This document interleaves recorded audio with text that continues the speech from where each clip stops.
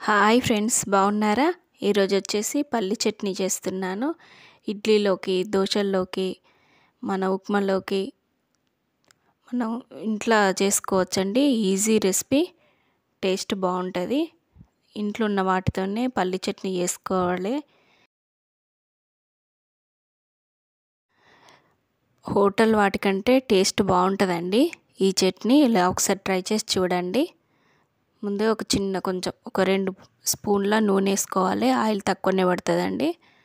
పచ్చిమిర్చిను కరివేపాకు కొంచెం ఎక్కువనే వేసుకుందాం. ఎందుకంటే మిక్సీలో పడితే ఏర్పడదు కదా, కల్యమాకు అనేది ఒంటికి మంచిది కదా, అందుకే కొంచెం ఎక్కువనే వేసుకున్నా నేను.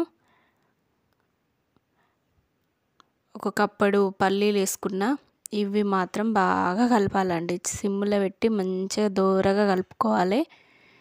కలుపుకుంటేనే బాగుంటుంది పల్లి చట్నీ.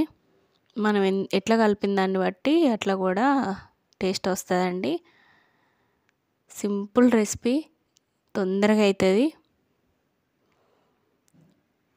పచ్చిల్లిపాయలు, జీలకర్ర, ఉప్పు, ఇంతే అండి నేను చట్నీలు వేసేటివి.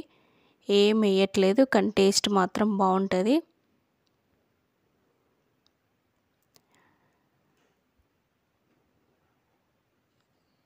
ఇవన్నీ మిక్సీ పట్టుకోవడమేనండి.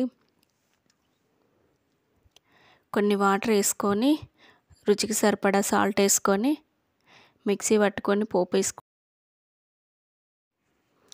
అన్నీ పచ్చి వేసుకుంటున్నాం కనుక టేస్ట్ వేరే ఉంటుంది. ఏ టిఫిన్ చేసుకున్నా కూడా ఈ చట్నీ వేయండి.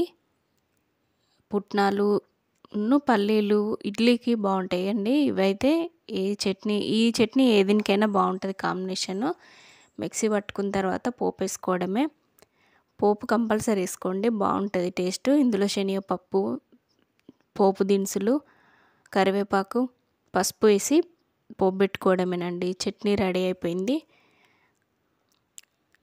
ప్లీజ్ లైక్ చేయండి, షేర్ చేయండి, సబ్స్క్రైబ్ చేయండి. ప్లీజ్ సపోర్ట్ చేయండి. మీరు కూడా ట్రై చేసి కామెంట్ పెట్టండి.